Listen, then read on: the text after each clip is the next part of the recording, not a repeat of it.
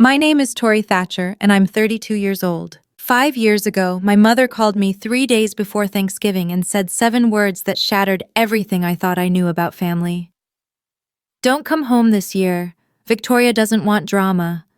No explanation, no apology, just a door slammed shut on 27 years of trying to belong. I spent that Thanksgiving alone at a restaurant in Boston, watching happy families laugh together while I fought back tears over a cold turkey dinner. I had no idea that the strangers at the next table would become the family I'd always dreamed of.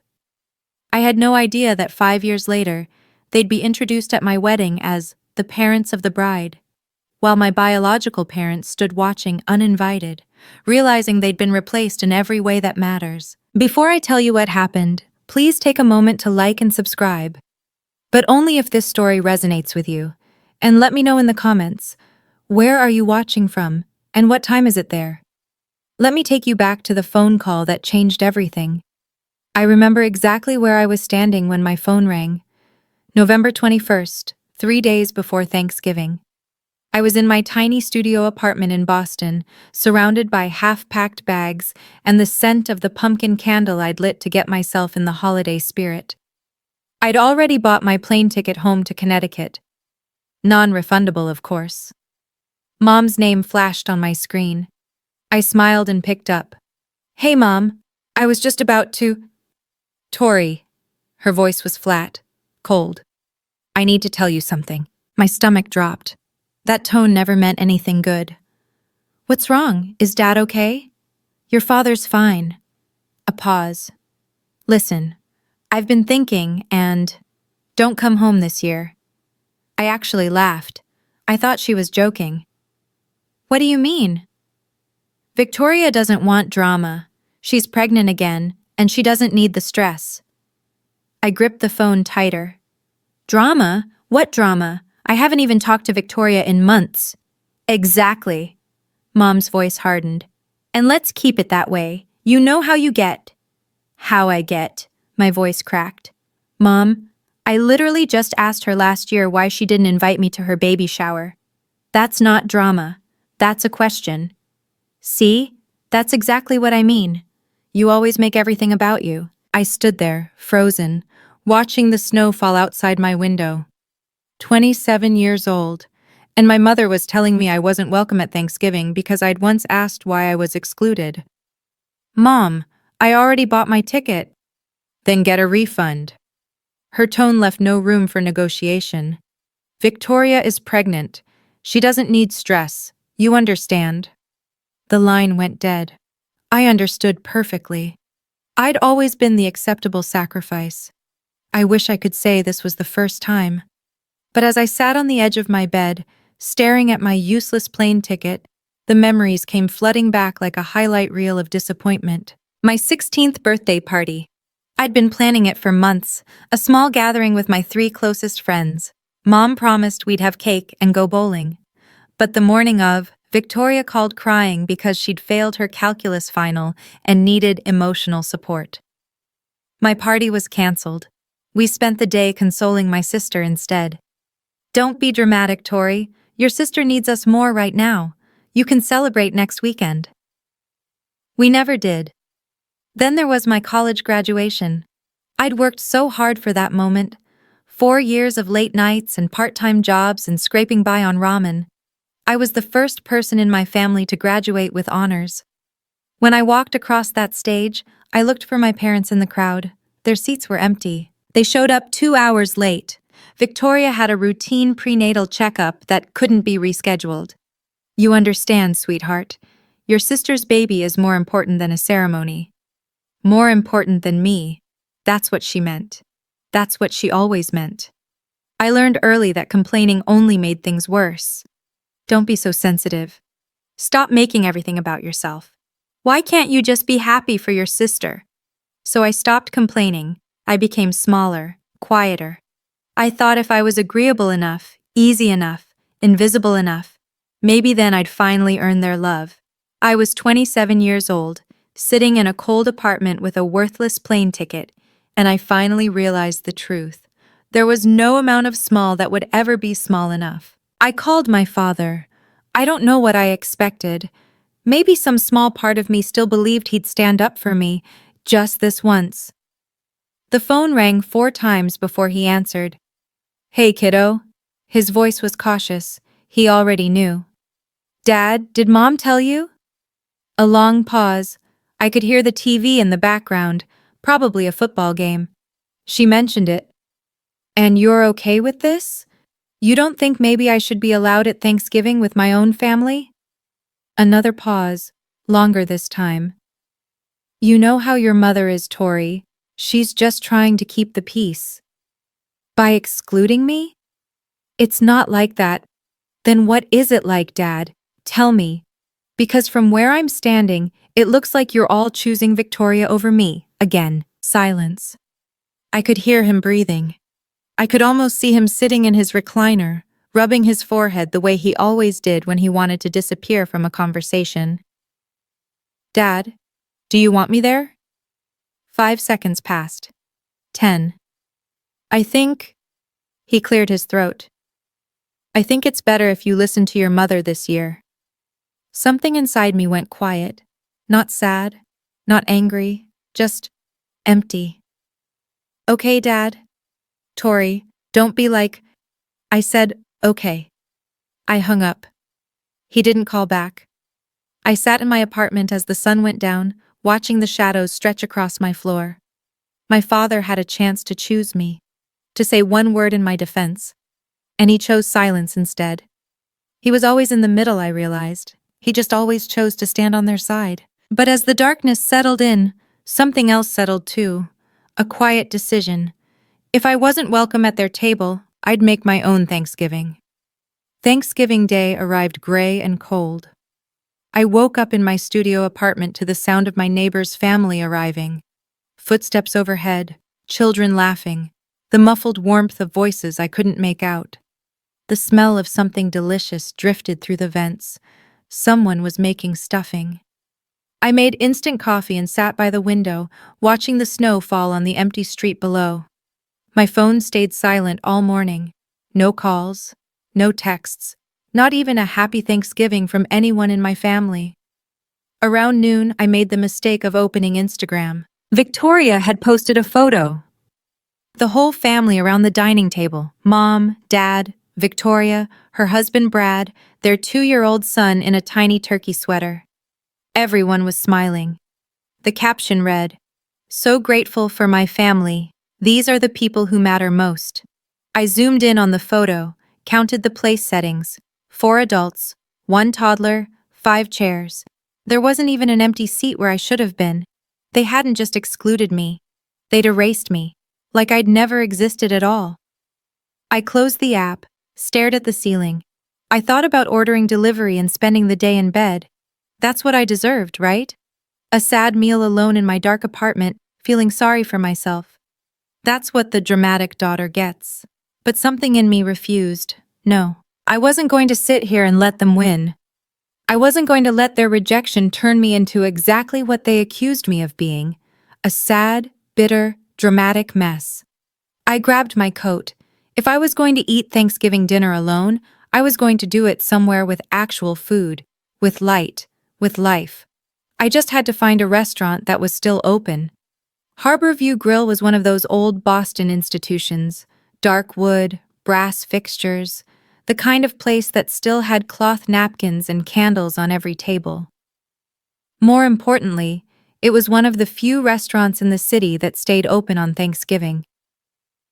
When I pushed through the door, the warmth hit me like a wave. The smell of roasted turkey and fresh bread, the soft clink of glasses, and everywhere, families. Couples with grandparents, parents with children, groups of friends who laughed like they'd known each other forever. The restaurant hummed with the sound of people who belonged somewhere. The hostess looked at me with barely concealed pity. "Just one tonight?" "Just one." She led me to a tiny two-top in the corner, squeezed between the kitchen door and a large family that took up 3 tables pushed together. I could have touched their chairs if I reached out. "Your server will be right with you." I sat down, opened the menu, tried to look like this was a choice. The family next to me was celebrating hard, An older couple at the head of the table, probably in their late 60s, a middle-aged man with his wife and 2 kids, and a younger man around 30 who kept making everyone laugh. 3 generations, easy. They passed dishes back and forth without asking. They interrupted each other in the way that only people who truly love each other can. I watched them out of the corner of my eye and felt something crack open in my chest. This is what family is supposed to look like. The server arrived with a bread basket and a tight smile. The Thanksgiving special? Please. I was going to get through this dinner. I was going to be fine. I wasn't fine. My turkey arrived. Golden skin, cranberry sauce, a perfect scoop of mashed potatoes. It looked like a magazine photo. I couldn't taste any of it. I sat there pushing food around my plate, trying not to look at the family beside me, trying not to think about my own family gathered around their table in Connecticut, laughing and passing the gravy without a single thought about the daughter they'd discarded. And suddenly I understood something I'd been avoiding for 27 years. This wasn't about Thanksgiving. This wasn't about Victoria's pregnancy or Mom's need for peace. This was about a pattern so deep it had shaped my entire life. I had spent 27 years trying to earn a place at their table, bending myself into smaller and smaller shapes, swallowing my hurt, apologizing for having feelings, staying quiet when I should have spoken, speaking up only to be told I was too much. And what had it gotten me? A corner table, a meal alone, an Instagram photo with no empty chair. If I kept going like this, if I kept trying to be small enough, quiet enough, agreeable enough, what would I have left? At some point, there'd be nothing left to shrink. The tears came before I could stop them. I turned my face toward the window, hoping no one would notice. I grabbed my napkin and pressed it to my eyes, trying to be invisible, trying to disappear like I always did. Honey? I froze. A woman's voice, warm, concerned. Are you okay? I looked up. The older woman from the family next to me was standing beside my table. Silver hair, kind eyes, a face that somehow looked like it had spent a lifetime actually listening to people. She was looking at me like I mattered. I'm fine, I said automatically. Just allergies.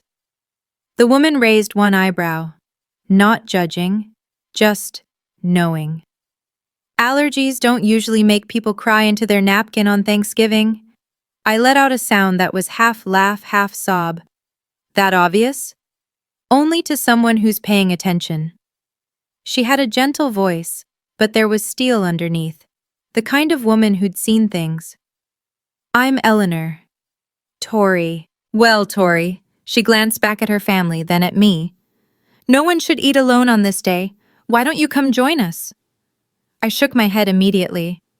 Oh no, I couldn't. I don't want to intrude. You're not intruding. I'm inviting. She smiled. There's a difference.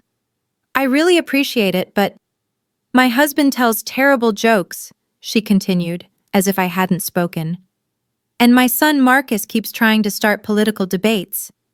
You might as well come suffer with us. From the big table, the older man, her husband, I assumed, waved at me. She won't take no for an answer. Trust me. 43 years, and I've never won an argument.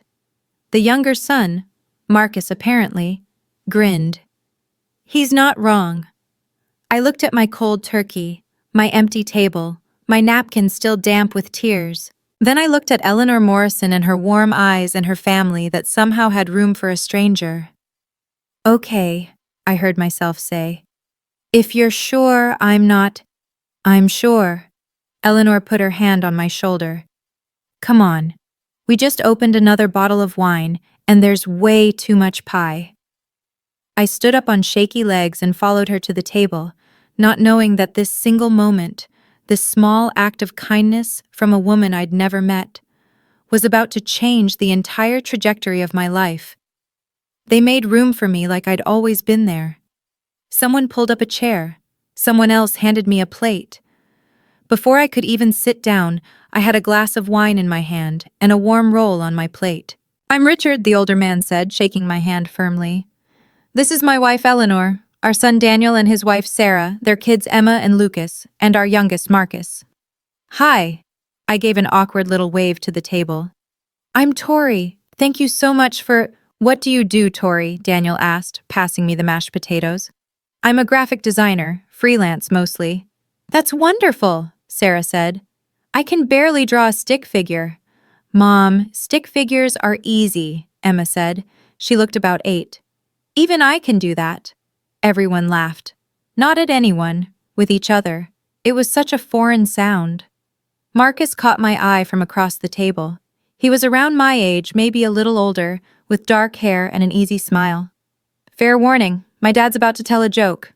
I am not, Richard protested. He is, Eleanor said. Richard grinned. Okay, fine. What did the turkey say to the computer? Dad, no, Daniel groaned. Google, Google, Google. The kids burst into giggles. Sarah rolled her eyes. Marcus shook his head. And I actually laughed. A real laugh. For the first time all day. Richard raised his wine glass. A toast to unexpected guests who make our table complete. Everyone raised their glasses, including me. I looked around at these people, strangers, all of them, until 15 minutes ago, and felt something I hadn't felt in years. Warmth, acceptance, belonging. I didn't know families could feel like this. After the main course, while the kids ran off to explore the restaurant and the men argued about football, Eleanor moved to the chair next to mine. How are you doing? She asked quietly. Really? I looked down at my plate. Better. This is really nice. Thank you. You're welcome. She took a sip of her wine. But that's not what I asked. Something about her directness made me want to be honest. I'm okay. I'm just having a hard Thanksgiving. Do you want to tell me why you're really here alone? I hesitated. The truth felt too pathetic to say out loud. My own mother told me not to come home. My sister thinks I'm drama. My father chose silence over me. But Eleanor waited, patient, no judgment in her eyes. My mom called me 3 days ago, I finally said. Told me not to come home for Thanksgiving. My sister is pregnant and she didn't want drama. Drama? That's what they call it when I ask questions they don't want to answer. Eleanor nodded slowly. I see. It's fine, I added quickly. I mean, it's not fine, but it's not fine. Eleanor's voice was gentle but firm. Can I tell you something I learned in 30 years as a family lawyer? I blinked. You're a lawyer? Retired. Family law, she smiled. I've seen every kind of family dysfunction you can imagine, and I've learned that the people who accuse you of causing drama are usually the ones creating it. They just need someone to blame. The words hit me like a physical force. You're not the problem, Tori. Eleanor put her hand over mine. You never were. I couldn't speak. I could barely breathe. Those were the words I'd needed to hear my entire life. Hey, I want to pause here for a second. If you're watching this and you've ever been blamed for causing drama just because you asked to be treated fairly, I see you. I want to know, have you ever been made the scapegoat in your family? Type your answer in the comments. And if this story is hitting close to home, please hit that like button so more people can find it. Now let me tell you what happened next. The evening wound down slowly, the way good dinners do. Pie was served, coffee was poured. The kids fell asleep on Sarah's lap, exhausted from running circles around the restaurant. When the check came, I reached for my wallet, but Richard waved me off. Please, he said, our treat. I can't let you. You can and you will. He smiled. Consider it a Thanksgiving tradition. We always buy dinner for new friends. As we gathered our coats and prepared to leave, Eleanor pressed something into my hand. A small card, cream-colored, with elegant black text. I looked down. Eleanor Morrison, J.D., Family Law, retired. Below that, a phone number and an address in Brookline. If you ever need to talk, she said, call me, I mean it. Thank you. Richard appeared beside us, shrugging on his coat. Sunday dinners, every week at our place. You're welcome anytime. I shook my head. That's so kind, but I couldn't. She could, Marcus said, joining the group. And she should. Mom never says things she doesn't mean. Trust me. Eleanor squeezed my hand. Family isn't blood, Tori. It's showing up.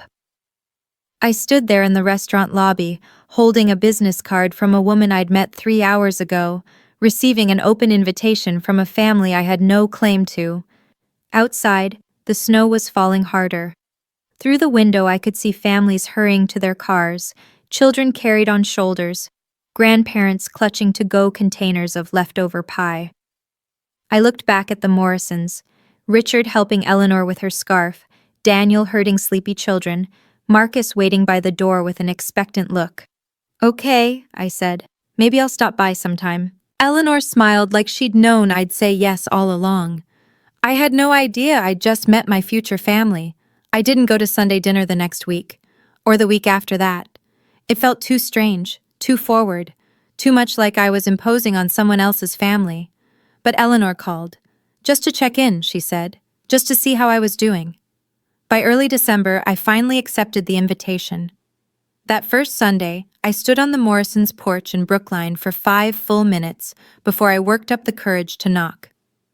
The house was exactly what I'd imagined, a beautiful Victorian with a wraparound porch and lights in every window. It looked like the kind of place where good things happened. Eleanor opened the door before I could change my mind. There you are! She pulled me into a hug like it was the most natural thing in the world. We saved you a seat. That was the first of many Sundays. Over the next 6 months, I became a regular at the Morrison dinner table. Richard taught me to play chess, even though I lost every single game. Eleanor showed me her secret pie crust recipe, the one she swore she'd never written down. Daniel's kids started calling me Aunt Tori without anyone telling them to. And Marcus and I became friends. Real friends. The kind who texted random thoughts at 2 a.m. and argued about movies and sat next to each other at dinner without anyone having to arrange it. I didn't hear from my biological family once. Not a call, not a text, not even a Christmas card. For the first time in my life, I stopped noticing. Because for the first time, I wasn't performing for love. I wasn't shrinking myself to fit into someone else's expectations. I was just loved. It felt like finally coming home. One spring afternoon, about 8 months after that first Thanksgiving, Eleanor and I were sitting on her back porch. The garden was just starting to bloom, tulips pushing up through the soil, birds fighting over the feeder. Richard was inside, watching a game with Marcus. We could hear them shouting at the TV. Have you heard from your parents? Eleanor asked. I watched a robin land on the fence. No, and I haven't reached out either. She nodded, no judgment in her eyes. Do you want to? I thought about it, really thought about it. Sometimes, I admitted. In the middle of the night, mostly. I'll think about calling my mom and trying to explain, but then I remember there's nothing to explain. She knows what she did. She just doesn't think it was wrong. That's a hard thing to accept. It is. I pulled my cardigan tighter. I keep waiting to feel guilty. Everyone says you should forgive your family no matter what. Blood is thicker than water and all that. You know, I've never believed that. Eleanor took a sip of her tea. In my career, I helped a lot of people find legal recognition for the families they've built, not the ones they were born into. I turned to look at her. What do you mean? She smiled, soft and knowing. Just that the law recognizes what the heart already knows. That family can be created, not just inherited. There are ways to make those bonds official, if a person wants to. I didn't fully understand what she was hinting at. Not yet. Something to think about, Eleanor said. Whenever you're ready. She patted my hand and changed the subject to her tomato plants. But her words stayed with me. They would take root slowly and bloom at exactly the right time. It happened so naturally that I almost didn't notice it happening. 2 years after that first Thanksgiving, Marcus and I weren't just friends anymore. We were something more. Something that had grown so gradually that when we finally acknowledged it, it felt less like a beginning and more like a recognition of what had always been there. He asked me to dinner at Harborview Grill, the same restaurant where we'd met. "This feels circular," I said, sliding into the booth. "That's the point." Marcus was nervous. I could tell by the way he kept adjusting his napkin. "I wanted to bring you back to where it all started." "Where what started?"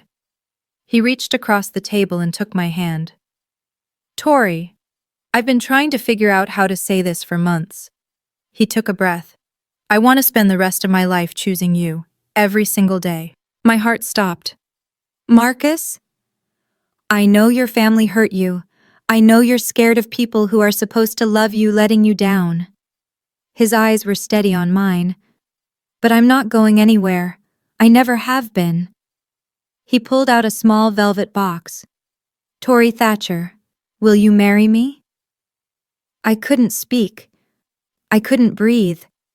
I looked at this man who'd been my friend first, my confidant second, my rock through 2 years of healing, and I saw my future. "Yes," I whispered. "Yes." He slipped the ring on my finger. The restaurant erupted in applause.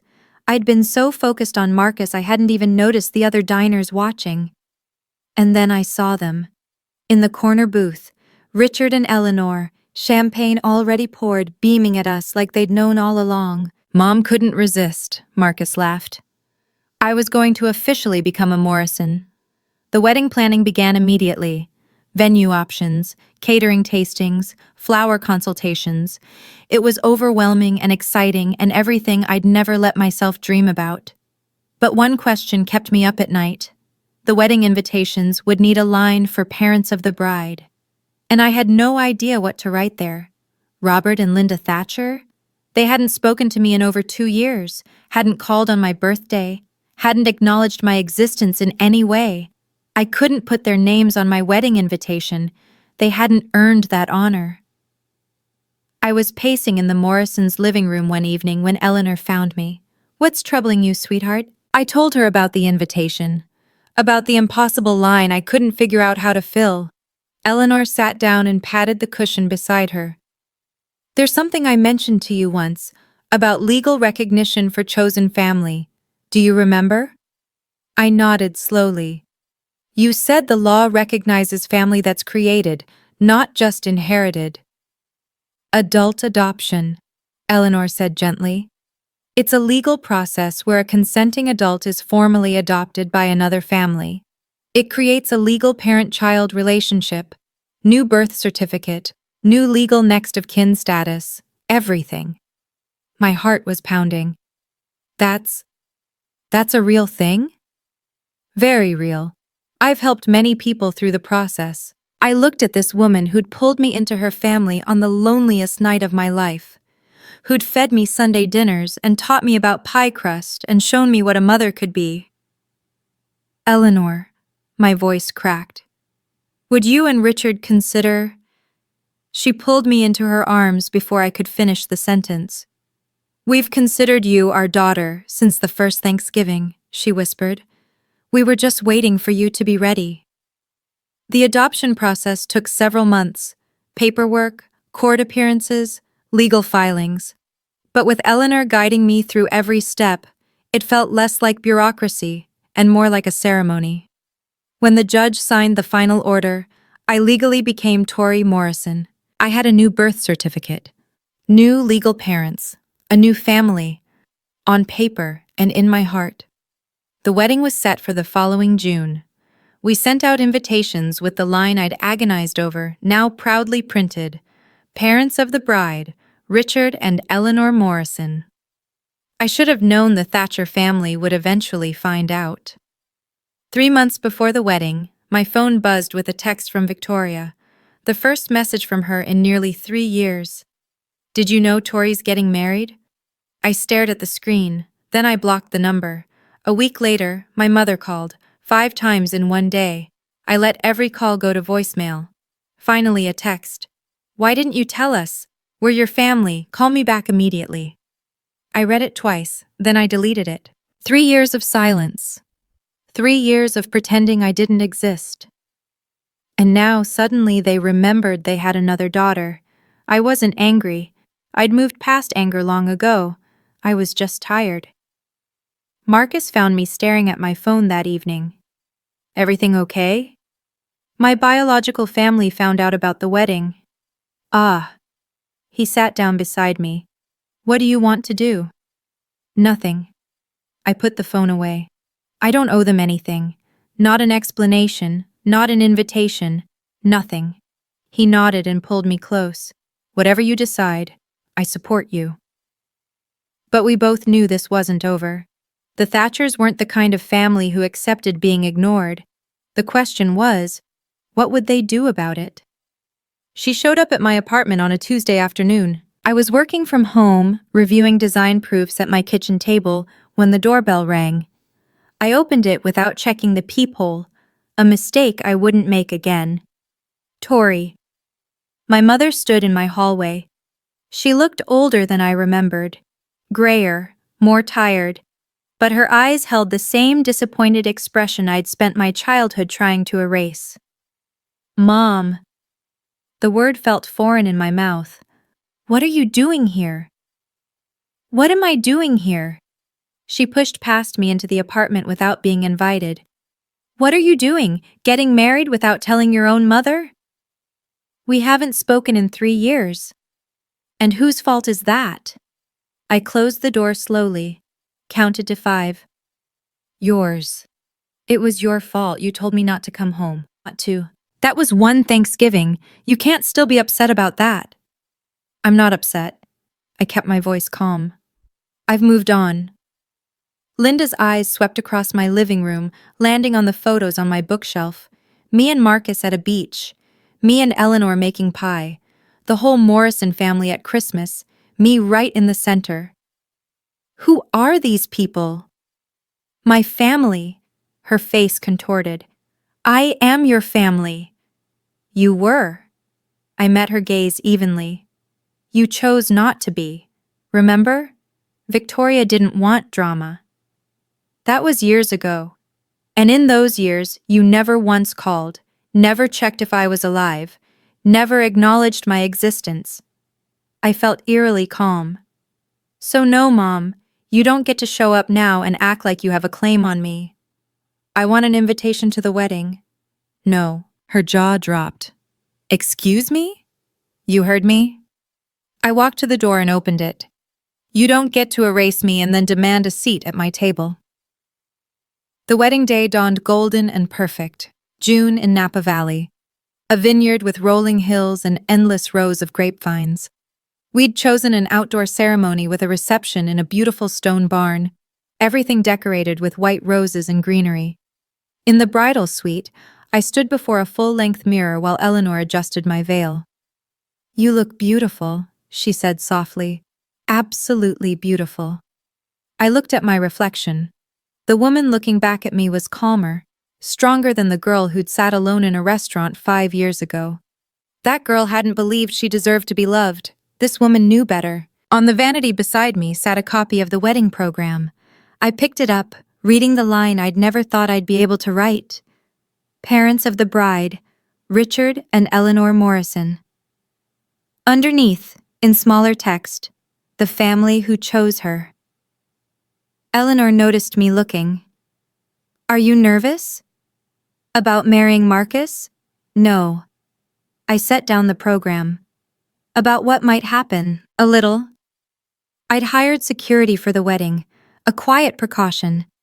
After Mom's visit to my apartment, I knew there was a chance she'd try something. Eleanor put her hands on my shoulders. Whatever happens today, you have a family who chose you. We will always choose you. Never forget that. I hugged her tight. I love you, Mom. It was the first time I'd called her that. The word came out naturally, like it had always been waiting. Eleanor's eyes glistened. I love you too, sweetheart. My daughter. Through the window I could see guests arriving. Marcus was already at the altar looking nervous and handsome in his gray suit. It was time. Whatever came next, I was ready. The ceremony was everything I'd dreamed of. Marcus waiting at the end of the aisle. Richard walking me toward him, steady and proud.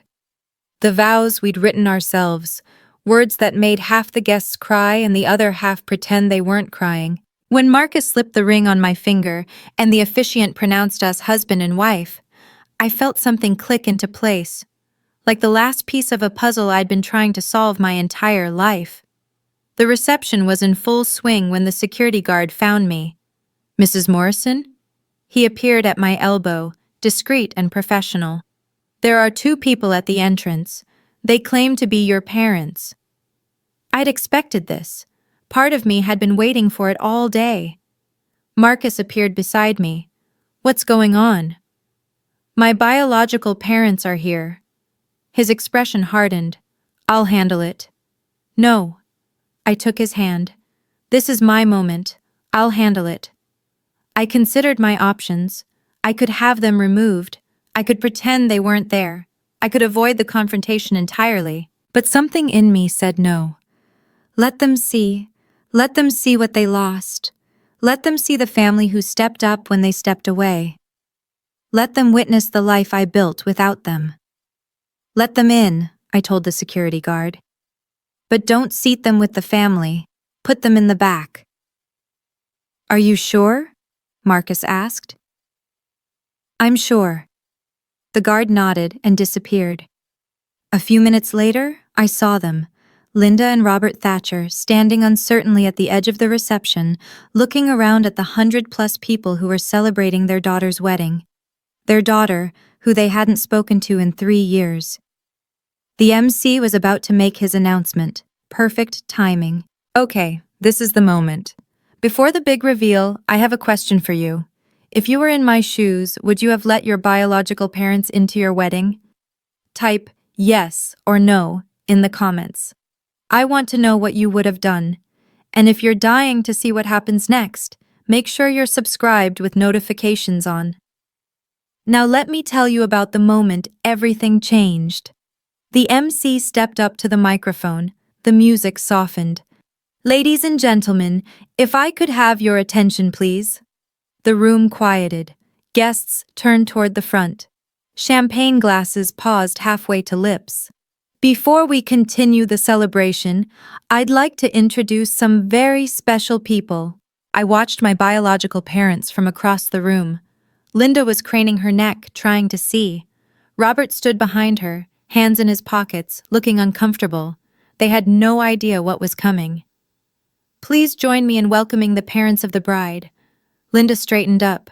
I could see her preparing to acknowledge the introduction, to accept the recognition she believed was rightfully hers. "Richard and Eleanor Morrison!" The room erupted in applause. Richard and Eleanor stood from the head table, beaming, waving to the guests. People cheered. Someone whistled. The photographer snapped photos. And across the room, my mother's face went white. I watched it happen in slow motion. The confusion, the disbelief, the moment she realized what those words meant. Richard and Eleanor Morrison, the family who chose Tori and whom Tori chose in return. Linda grabbed Robert's arm. "What did he just say?" Robert looked stunned, speechless. Around them, guests clapped and smiled, completely unaware that the older couple in the back had any connection to the bride at all. To everyone else at this wedding, Richard and Eleanor Morrison were simply what they appeared to be, my parents. Linda's mouth opened and closed. No sound came out. She looked at the happy couple accepting congratulations, then at me standing with my husband, and the truth finally settled over her like a cold wave. She had been replaced. Completely. Officially. Legally. And everyone in this room knew it except her. Linda pushed through the crowd before I could stop her. She reached me just as the applause was dying down. Her face was flushed, her eyes wild. Robert trailed behind her, looking like he wanted to disappear. "What is going on?" Linda's voice was a harsh whisper. "Who are those people?" I kept my voice calm, steady. "My legal parents. I was adopted 2 years ago." "You... what?" She actually staggered back a step. "You can't just... replace us." I didn't replace you. I looked at her evenly. You abandoned me first. We never abandoned you. You told me not to come home. You chose Victoria. Every time. For 27 years. The guests nearest to us had noticed the confrontation. Conversations died. Heads turned. That's not fair, Linda started. Fair? I felt Marcus move to my side, a solid, reassuring presence. You want to talk about fair? I didn't raise my voice. I didn't need to. The truth was loud enough on its own. I spent 27 years trying to earn a place in your family. You know what I got? An Instagram photo with no empty chair. A Thanksgiving dinner alone. 3 years of silence. I'm still your mother, Linda's voice cracked. Not legally. I held up my left hand, both rings glinting in the reception lights. Not emotionally. Not anymore. Around us, the room had gone quiet. 100 pairs of eyes watched us. Linda looked around, suddenly aware of the audience. Her cheeks burned red. This is humiliating, she hissed. Then leave. My voice was soft. Final. You showed up uninvited to my wedding. You don't get to be the victim here. She stared at me like she was seeing a stranger. Maybe she was. The daughter who never fought back had finally stopped shrinking. And then, for the first time in my entire life, my father spoke up. Tori. His voice was rough, broken. I'm sorry. I turned to look at him. Really look at him. Robert Thatcher had aged more than 5 years should account for. His hair was grayer, his shoulders slumped, but his eyes were wet with tears. I'd never seen my father cry, not once in 27 years. I'm sorry, he said again. I should have done better. Something cracked inside my chest. Not healing, just recognition of an old wound. I know, Dad. I was a coward. His voice trembled. I always was. I knew how your mother treated you, how Victoria treated you, and I stood there. I let it happen. Linda grabbed his arm. Robert, what are you? He shook her off, kept his eyes on me. You were my daughter. You were my little girl, and I let them make you feel like you didn't matter. A tear rolled down his cheek.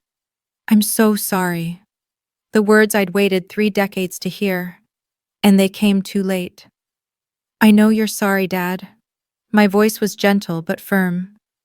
But sorry doesn't undo the years you stood by and watched. Sorry doesn't give me back my childhood. Sorry doesn't make this okay.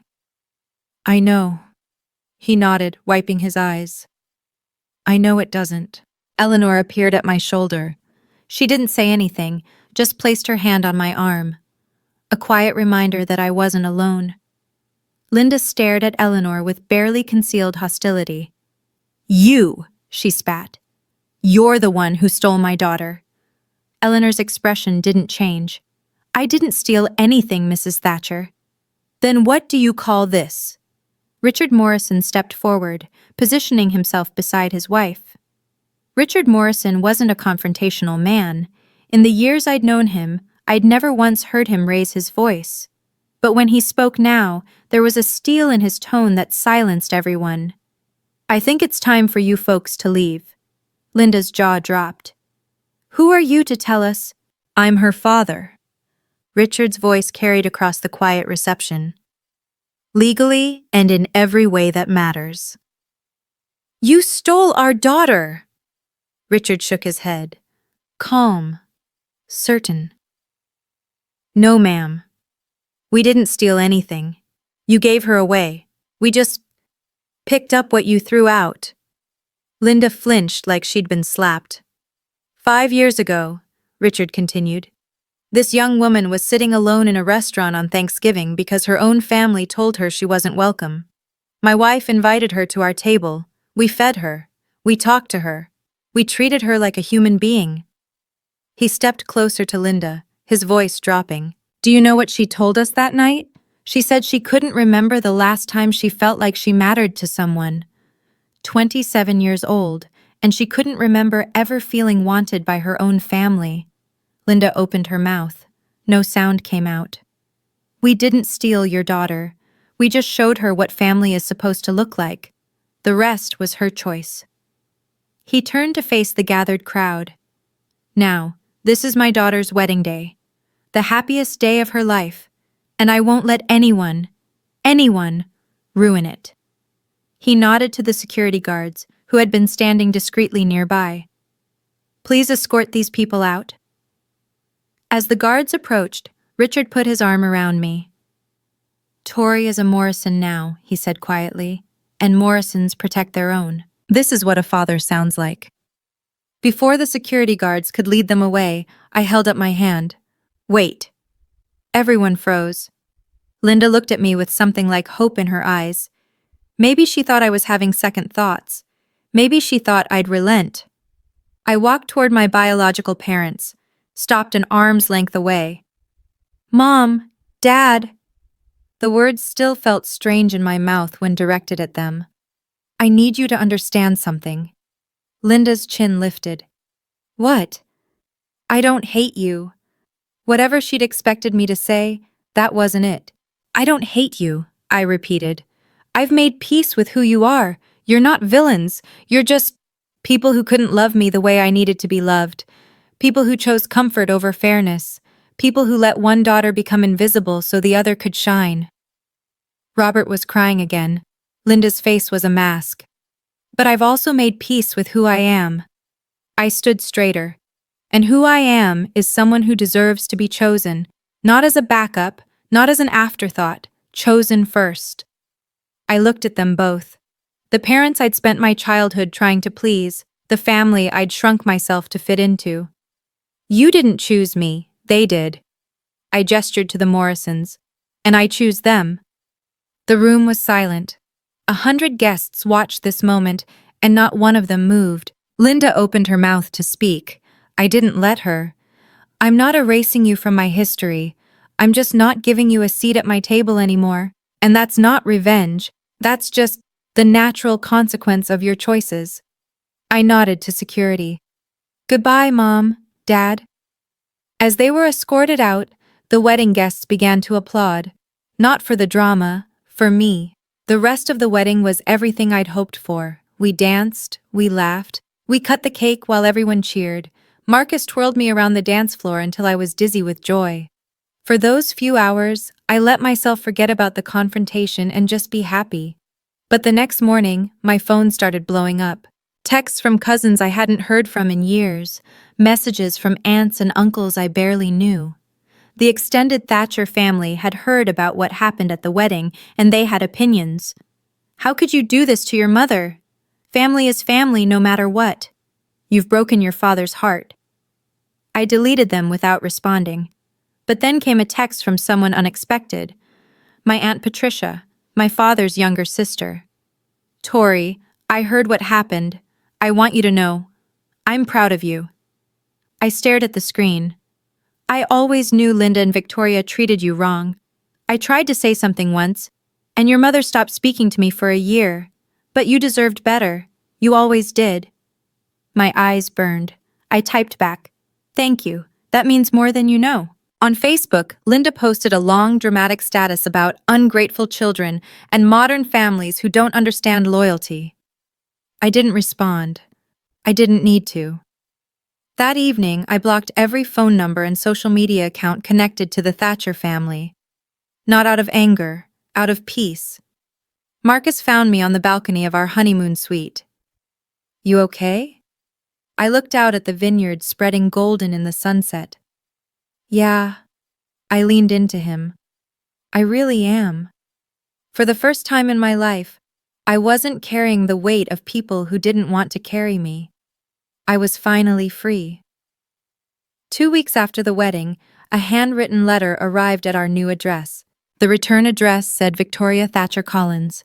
My sister's handwriting, loopy, perfect, exactly like I remembered from birthday cards that always felt more like obligations than affection.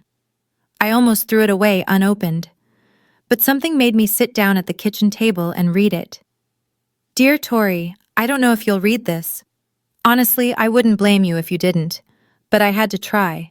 Mom told me what happened at your wedding. She's devastated. Dad hasn't been the same since he came home.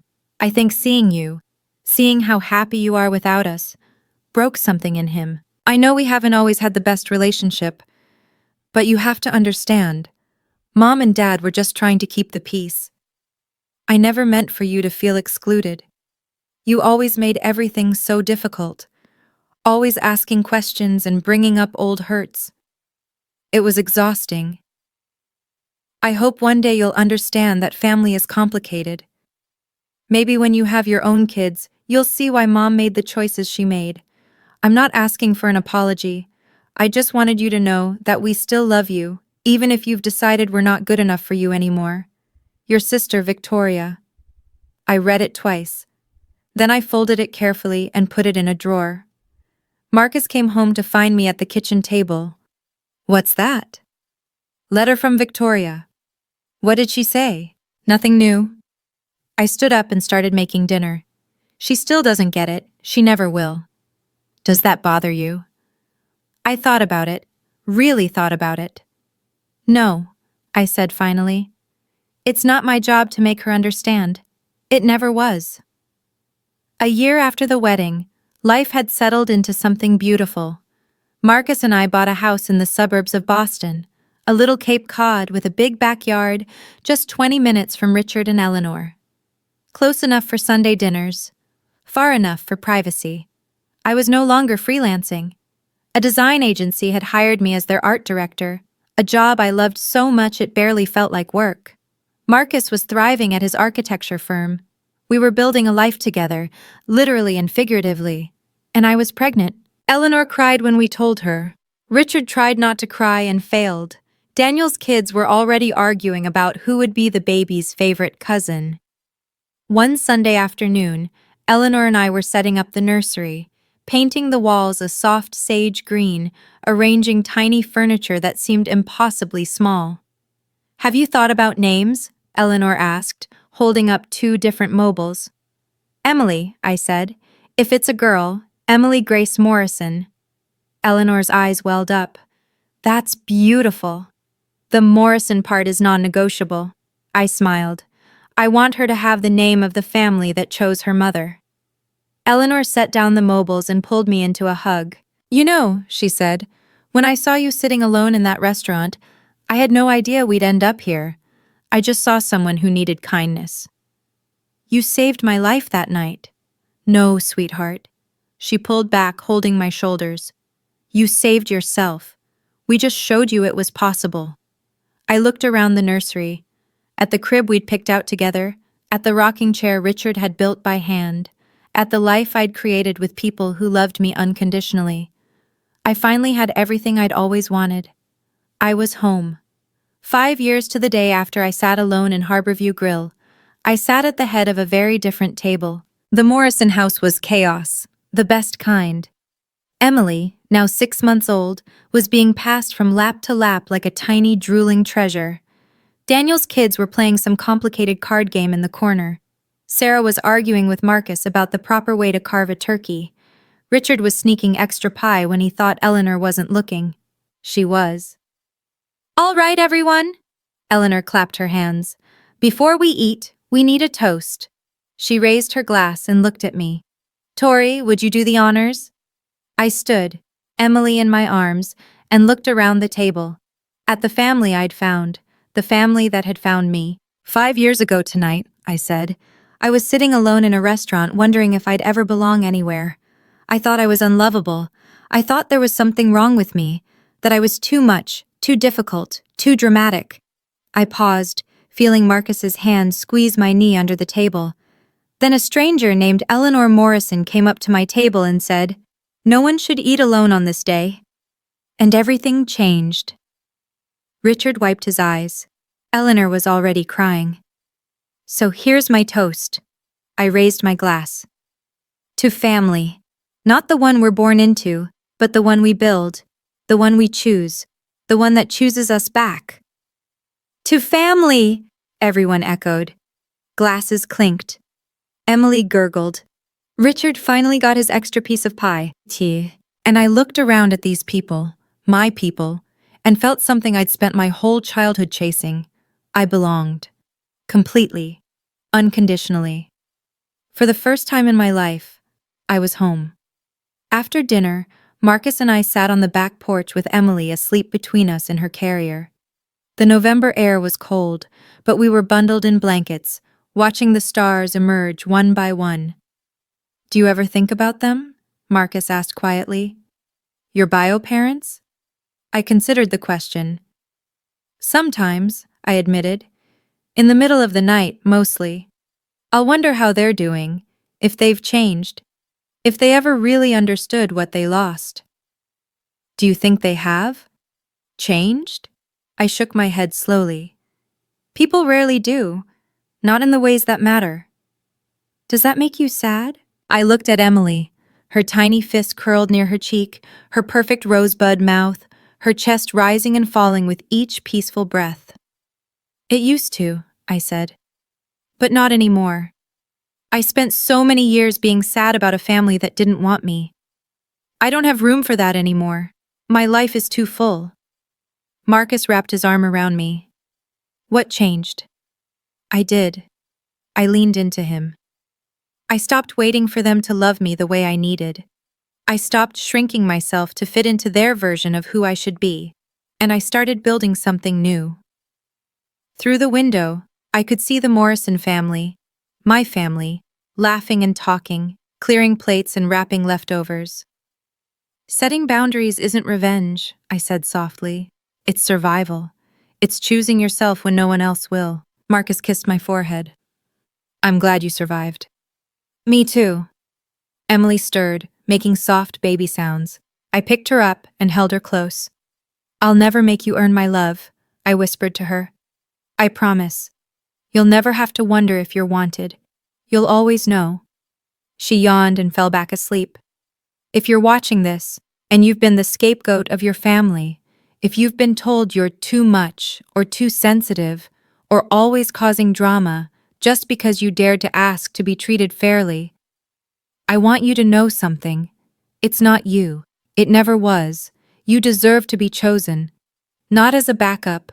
Not as a last resort. Not as the acceptable sacrifice when someone else's comfort is at stake. Chosen first.